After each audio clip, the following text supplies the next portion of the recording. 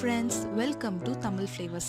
இன்னைக்கு வீடியோவில் நம்ம ரொம்ப இன்ட்ரெஸ்டிங்கான, டிஃப்ரெண்ட்டான, ரொம்ப சிம்பிளான அவல் பொங்கல் எப்படி செய்கிறதுன்னு பார்க்கலாம். ஸ்டவ் ஆன் பண்ணி ஒரு பேனில் 400 ml பால் ஆட் பண்ணிவிட்டு அதை நல்லா காய விட்டுலாம். அதே நேரம் இன்னொரு பேனில் 2 ஸ்பூன் கீ ஆட் பண்ணிவிட்டு அது கொஞ்சம் சூடானதுக்கப்புறம்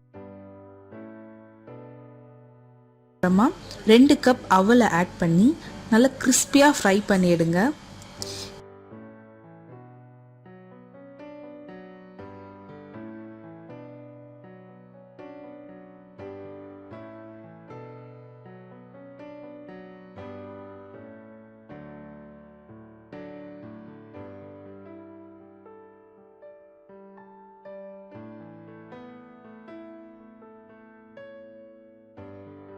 இப்போ பாருங்கள், அவல்லாம் எப்படி கிறிஸ்பியாக டேர்ன் ஆகுது அப்படின்ட்டு. ஸ்டார்டிங்கில் கொஞ்சம் சாஃப்டாக இருந்த மாதிரி இருக்கும், நம்ம கையில் எடுத்து உடச்சி பார்த்தா உடையாத மாதிரி இருக்கும். ஸோ நம்ம ஃபைனலாக இதில் கையில் எடுத்து உடச்சி பார்க்கும்போது ஈஸியாக கிறிஸ்பியாக உடையிற மாதிரி இருக்கணும். அந்தளவுக்கு அவலை ஃப்ரை பண்ணி எடுத்துக்கலாம்.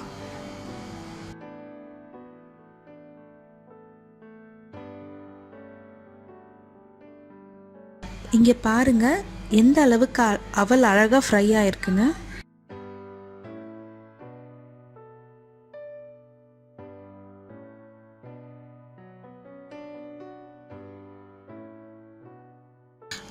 இப்போ பால் நல்லா பொங்குது பாருங்கள். இந்த டைமில் ஸ்டவ்வை சிம்மில் வச்சுட்டு இன்னொரு பேனில் வெல்லத்தை ஆட் பண்ணி பாகு காய்ச்சி எடுத்துக்கலாம்.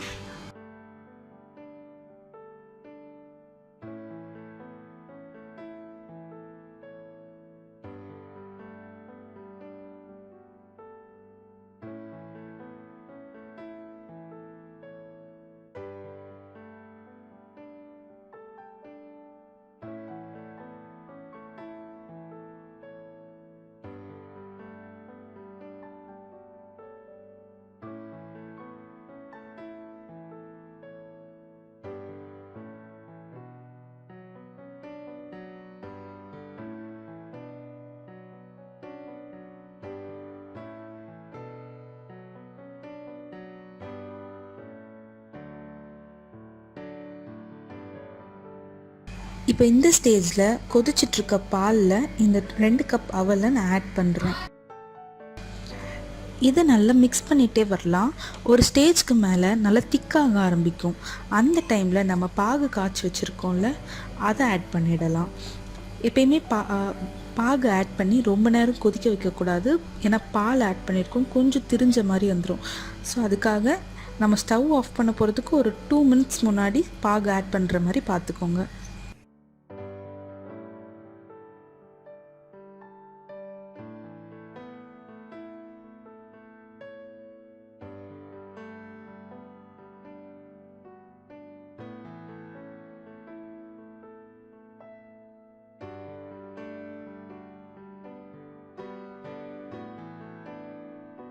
நம்ம அவல் பொங்கல் எந்த அளவுக்கு கெட்டியாயிட்டே வருது பார்த்திங்கல்ல.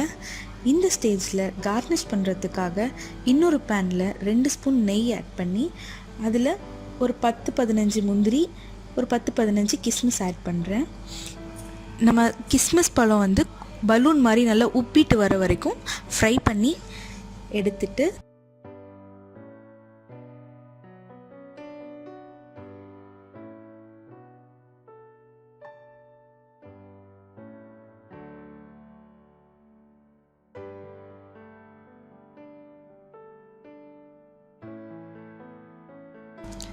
நம்ம அவல் பொங்கல் மிக்சரில் ஆட் பண்ணிட வேண்டியது தான்.